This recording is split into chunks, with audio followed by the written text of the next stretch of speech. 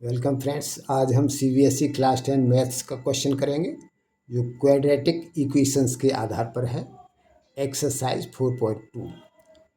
इसमें to find roots by factorization आपको easy and detail explanation मिलेगा। क्वेश्चन इस प्रकार है, the altitude of a right triangle is 7 centimetre less than its base. If hypotenuse is 13 centimetre, find the other two sides. Solution. Let base of the right triangle is x centimeter and its altitude is 7 centimeter less than its base. Base से 7 centimetre कम है और हमने base को माना है x, इसीलिए therefore altitude of triangle is equal to x minus 7 centimetre. और question में दिया हुआ है hypotenuse is equal to 13 centimetre. आपकी आसानी के लिए मैंने ट्राइंगल का फिगर भी बना दिया है। इसमें जो है इसका बेस BC x सेंटीमीटर माना है और इसका altitude AB x minus 7 centimetre हो गया और हाइपोटेन्यूज AC 13 सेंटीमीटर दिया हुआ है। अब by Pythagoras theorem in a right triangle में पाइथागोरस थ्योरम लगाने से base square plus altitude square is equal to hypotenuse square. Here इस ट्राइंगल में BC square plus AB square is equal to AC square. अब हमने BC की x में value रख दी तो x square plus x minus 7 whole square is equal to 13 square. अब हमने x square plus x minus 7 के होल स्क्वायर को खोल दिया तो x square minus 14x plus 49 is equal to 169। अब x स्क्वायर को ऐड कर दिया तो 2x square minus 14x plus 49 169 को लेफ्ट साइड में ले आई तो माइनस 169 इज इक्वल टू 0।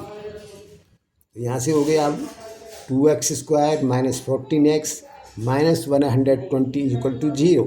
अब पूरी इक्वेशन को 2 से डिवाइड कर दिया तो divide by 2 we get x square minus 7x minus 60 equal to 0 equation 1। अब ये हमारी क्वाड्रेटिक इक्वेशन आ गई। अब इसको हमको अपने पुराने मेथड से ही सॉल्व करना है। तो first split middle terms minus 7x, तो इसको ब्रेक करने के लिए या स्प्लिट करने के लिए हमको क्या करेंगे, we will split middle term in such a way that first term multiplied by third term is equal to product of split terms. तो फर्स्ट टर्म क्या है x स्क्वायर और थर्ड टर्म क्या है माइनस 60। तो अब हम को माइनस 60 यानी 60 को प्राइम फैक्टराइजेशन करेंगे। तो पहले 60 को 2 से डिवाइड किया 30 आया, फिर 2 से डिवाइड किया 15 आया, 3 से डिवाइड किया 5 आया, 5 से डिवाइड किया 1 आया। तो अब ये हमारे हो गए 60 के प्राइम फैक्टर्स 2, 2, 3, 5। अब इन प्राइम फैक्टर्स को हमको इस तरह से लेना है कि इनका डिफरेंस कितने के बराबर होना चाहिए, हमारी मिडिल टर्म जो यहाँ पर कितनी है माइनस 7x।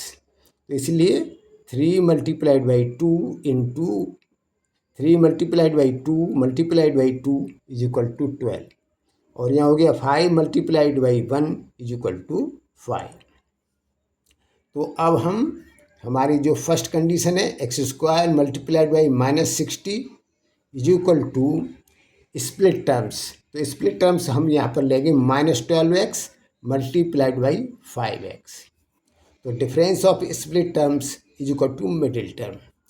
तो middle difference of split terms minus 12x plus 5x is equal to minus 7x। Middle term है हमारी minus 7x।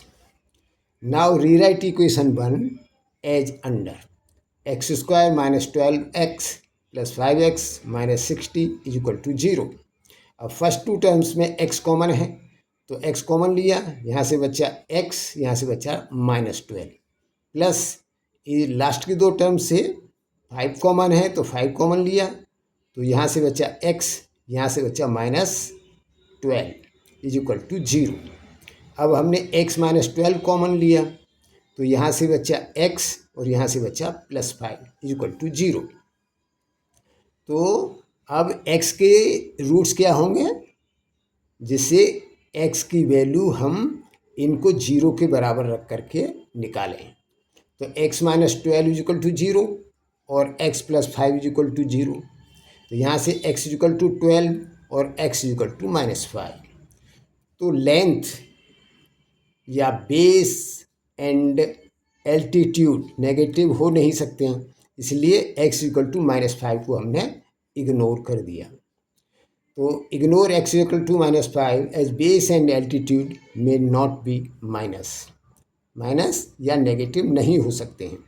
Therefore x equal to 12, तो x हमने क्या माना था, base, therefore base equal to 12 centimetre और altitude हमारा क्या हो गया, बेस से 7 सेंटीमीटर लेस, तो x -7 is equal to 12 - 7 is equal to 5 centimetre. तो आंसर क्या हो गया, 5 सेंटीमीटर एंड 12 सेंटीमीटर। तो अगर इस क्वेश्चन को समझने में आपको कोई भी डाउट हो तो आप कमेंट्स में लिख सकते हैं, मैं उसका रिप्लाई आपके पास भेज दूंगा। धन्यवाद।